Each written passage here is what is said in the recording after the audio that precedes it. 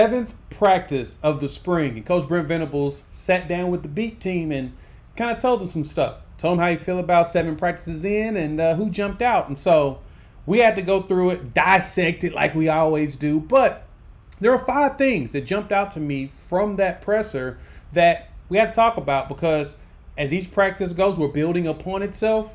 It's going to be some repetitive things, but some things to be excited about. So let's dive into it. Before we do that, welcome to Unfair Sports. I'm your host, Jay. Thank you for pulling up to the channel.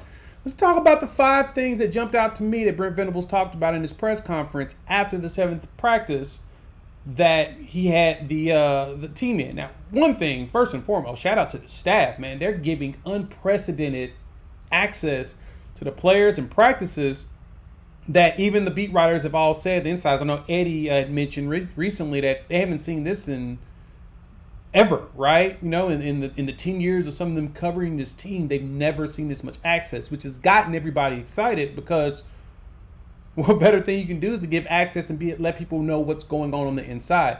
You know, even without, giving up trade secrets, it's just dope to be able to talk to and see the players actually perform and build that hype machine going into next season. I mean, we're Sooner Nation. That's what we do, right? Now we got to do is execute. But here's 5 things that Brent Venables talked about in his presser that really jumped out to me. First and foremost, he did talk about the offensive line. He said they're working on gelling. There's some things that need to be gelled out, and it's because of, a little bit of turnover there, with a lot of players going pro, with Caden Green transferring, and then, of course, now, Troy Everett, which let me mention that first. Troy Everett is out, and Brent Venables mentioned he's expecting him gone at least through fall camp. Hopefully that means he'll be back right around the season time. He's having surgery on that knee. But it's not something that's season ending, right? It's something that's more, I guess, precautionary for the most part, or it's an injury that they got to repair, but that looks like he's going to be back around fall camp. So that to me means we're going to have to go into the portal and grab somebody else. Maybe 2 people, get ourselves another backup center to go behind Bates, that's got some veteranness to them, and probably get one more tackle just so you have extra bodies, because going to the SEC, you're going to be probably going through more than expected. But he also pointed out Fabichi Wewu, the transfer, said he looks the part. Bates has stepped up and has done very well at the defense, at the center position, and so that shows some excitement there. So the offensive line is not just basically out of luck. There's players that are stepping up and doing well, from Sexton and Taylor to Jakes, as well as he mentioned Tarkin, as well as Spencer Brown. So Michael Tarkin and Spencer Brown, the 2 transfers that came in. He gave them some praise, and mentioned Garion Hatchett can also run that center position if needed. But overall, the offensive line just got some gelling to do, and it's going to take time. It's going to probably take them a bunch of practice snaps, spring snaps, and through the summer to really get their communication going. And I actually had somebody reach out and tell me, it's like the big thing with the line too that everybody appreciates is that they're doing a lot of stuff independently together in trying to make sure they gel. So independent of the coaches, they're putting in extra work. So, of course, we're excited about that. Next thing, number 2, kicking's going to be better, guys. So special teams was definitely a point of contention from everybody. I've gotten a few messages in the comments like, hey, man, kickers, talk to us about that. And Venables singled out Zach as well as Liam and said they look like they're doing well. Like they will be fine. The kicking is looking like it's going to get better. It's going to be better this coming season, so it's not going to be something that's going to be a hindrance to the game plan. He's got enough kickers on the team that could walk in there and make it happen. But Liam appears to be making some nice deep 50-yarders. So we'll see what that looks like come actual game time. But it appears that we've got some good stuff brewing there. Third on the list, defensive line is a lot bigger than people anticipate, right? He mentioned that Grayson Halton as well as Devon Sears, both of them having a really good spring. Sears is probably the most standout dude on there, and both of them are pushing closer to the 300 range. I know that Halton had weighed in at like 285, and Sears was around that range as well. I'm assuming that they've put on 5 to 6 pounds over the last few weeks since their weigh-in, probably back in March. And if that's the case, yeah, we'll be all right. I like the idea that they are pushing themselves close to the 300. I know people wondered, like, well, 280 something not too long ago. Yeah, you put on weight over time, right? And if they have dedicated themselves to put on the pounds,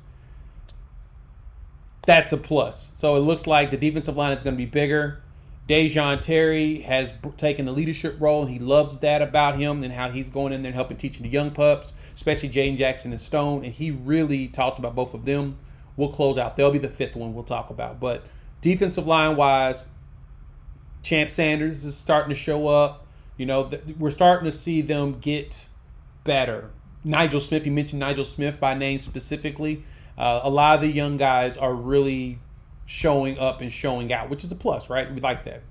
Number 4, he really harped on the secondary, right? From Kendall Dobie coming in as the JUCO transfer, showing out last season, but it looks like he's gotten even better, right? Jacoby Johnson has that high ceiling, and they're thinking that he has an opportunity to make a big jump, especially with the injury we're dealing with right now, right? Gentry Williams is out. He has shoulder surgery, so it's giving some of the young guys opportunity to rotate in and see what they got. And he really pointed out Reggie Powers, in which we're hearing this name a lot, guys. Everybody's hearing about Reggie Powers because the dude is someone you need to hear about.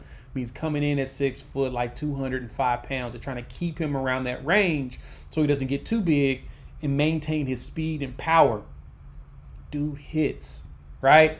But coming from a school like, at Centerville up there in Ohio, Venables mentioned, he comes from a school where they teach excellence, right? And that's where they focus their recruiting efforts on, is those particular schools that always produce those kids that, that are being taught very well.